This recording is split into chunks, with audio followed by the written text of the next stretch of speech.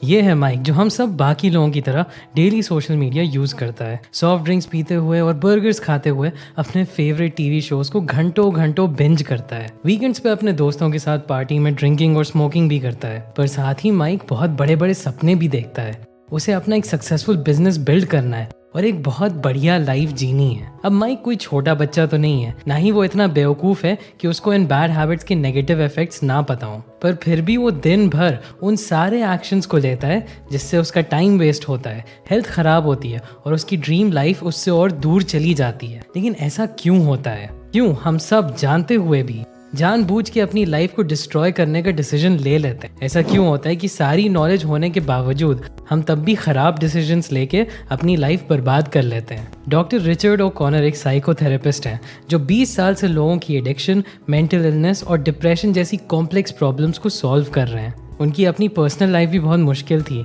15 साल की उम्र में उनकी माँ ने उनके सामने सुसाइड किया और अपने 20s और 40s में उन्हें 2 बार बहुत तगड़ा डिप्रेशन भी हुआ। लाइफ के इन सभी एक्सपीरियंसेस ने उनको बहुत सारी चीजें सिखाई जिससे उन्हें हमारी इसी प्रॉब्लम का सोल्यूशन मिला। Hey guys, welcome back to Life Gyaan और ये है रीवायर बाय रिचर्ड ओ'कॉनर की बुक समरी। इस वीडियो में आप सीखेंगे कि हम सेल्फ डिस्ट्रक्टिव बिहेवियर क्यों करते हैं, हमारी बैड हैबिट्स के पीछे रीजन क्या है और इसका परमानेंट सोल्यूशन क्या है। सबसे पहले आपको समझना होगा first problem, our to self. सबसे पहले आपको हमारी टू सेल्फ्स की प्रॉब्लम समझनी होगी। इमेजिन करो आपकी कॉन्शियसनेस एक गाड़ी है जहाँ पे 2 लोग बैठे हैं। एक है आपका कॉन्शियस सेल्फ जो लॉजिकल, स्मार्ट और रैशनली सोचता है, और वहीं दूसरा है आपका ऑटोमेटिक सेल्फ जो बिल्कुल भी रैशनली नहीं सोचता है, ना ही स्मार्ट है ना ही लॉजिकल है, जो बहुत ज़्यादा इमोशंस के ऊपर बेस्ड है। वो बिना कुछ सोचे समझे बस अपने मन की करना चाहता है। अब यूजुअली हमें लगता है कि हमारा कॉन्शियस सेल्फ ही इंचार्ज है, वही है जो कार को ड्राइव कर रहा है, और ऑटोमेटिक सेल्फ तो बस पैसेंजर सीट पे बैठा हुआ है।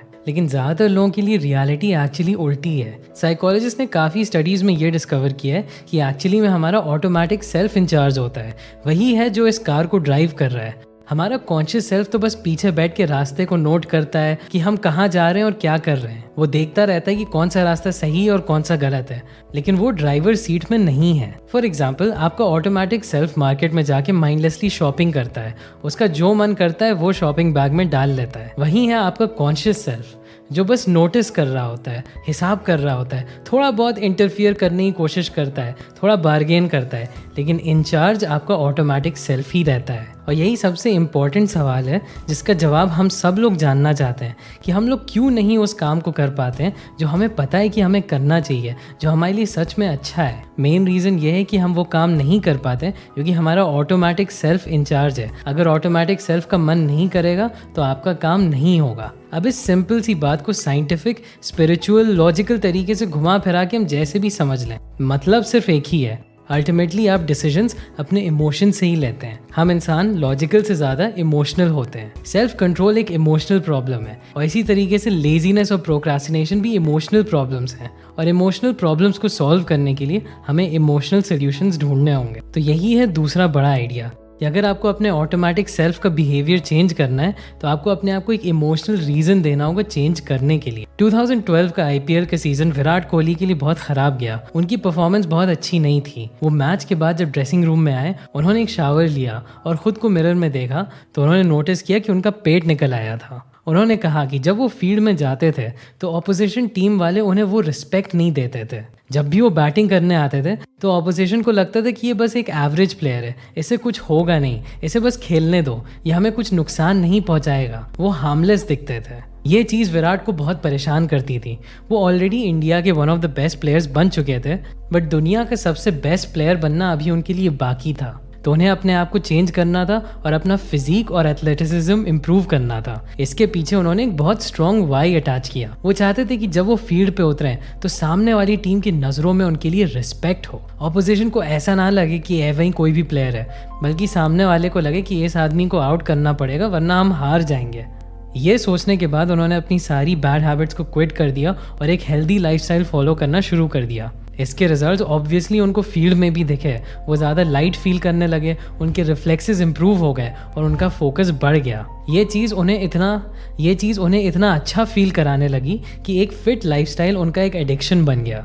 इस चेंज ने उनको फाइनली अपने करियर के हाइट्स पे पहुंचा दिया, और ये पॉसिबल सिर्फ इसलिए हुआ क्योंकि उन्होंने अपने आप को एक इमोशनल वाई दिया। अगर विराट कोहली के पास अपनी बैड हैबिट्स को छोड़ने के पीछे कोई रीजन ना होता तो वो कभी कोई एक्शन ना ले पाते। आप अपनी जिस भी बैड हैबिट से स्ट्रगल करते हो, जिसे आप छोड़ना चाहते हो, सबसे पहले खुद से ये पूछो कि आप इस आदत को क्यों छोड़ना चाहते हो। खुद को एक रीजन दो, और वो रीजन जितना पर्सनल होगा उस आदत को छोड़ना उतना आसान होगा। और आपको वो रीजन कैसे मिलेगा, उसके लिए ऑथर एक सोल्यूशन बताते हैं। एक पेपर लो, उस पर अपनी बैड हैबिट का नाम लिख दो।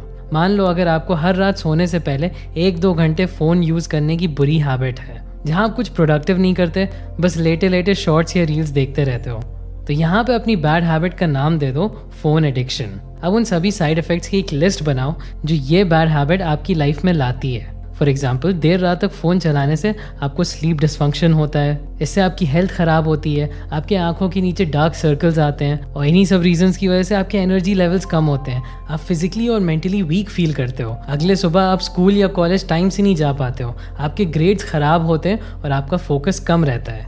अब अगर ऐसे ही आपकी लाइफ में चलता रहा तो आप ड्रीम लाइफ तो छोड़ो, आप एवरेज लाइफ भी नहीं अचीव कर पाओगे। आप ज़्यादा काम नहीं कर पाओगे, पैसे नहीं कमा पाओगे, हो सकता है लोग आपसे बात करना छोड़ दें, हो सकता है लोग आपको फेलियर समझने लगे, जो आप बिल्कुल नहीं चाहते। इतना लिखने के बाद अपने फ़ोन एडिक्शन की हेडिंग को काट के लिखो, I am not a failure. अपने आप को एक स्ट्रॉन्ग रीज़न देने से आप सिर्फ मोटिवेटेड ही फील नहीं करोगे, बल्कि आपके अंदर से अपनी लाइफ का कंट्रोल वापस लाने के लिए एक बर्निंग डिज़ायर पैदा हो जाएगा। यह आपकी बैड हैबिट को जड़ से ख़त्म करने के लिए एक बहुत पावरफुल इंस्पिरेशन बन जाएगा। लेकिन ये करने के बाद भी एक ऐसी चीज़ है जो आपकी जर्नी को बहुत मुश्किल बना सकती है, और वो है the problem of instant gratification. हम इंसान कोई भी ग्रेटिफिकेशन को डिले करने के लिए इवॉल्व नहीं हुए हैं, बल्कि हम लोग उन चीज़ों को प्रायोरिटी देते हैं जिससे हमें इंस्टेंट पॉजिटिव फीलिंग्स मिले।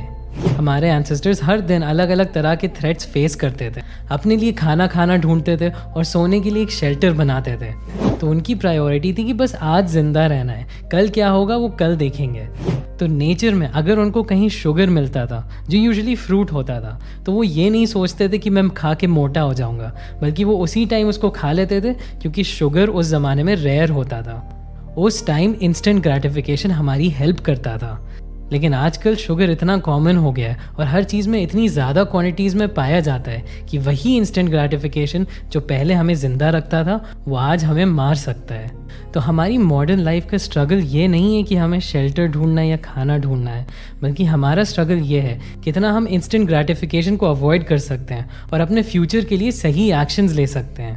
लेकिन अगर आप इंस्टेंट ग्रेटिफिकेशन से फाइट करने की कोशिश करोगे तो इसका मतलब है कि आप हज़ारों सालों की एवोल्यूशनरी प्रोग्रामिंग से फाइट कर रहे हो, जो करना एक्चुअली बहुत मुश्किल है। ऑथर हमें एक बेटर सोल्यूशन बताते हैं, और वो है रीवायर योर ब्रेन।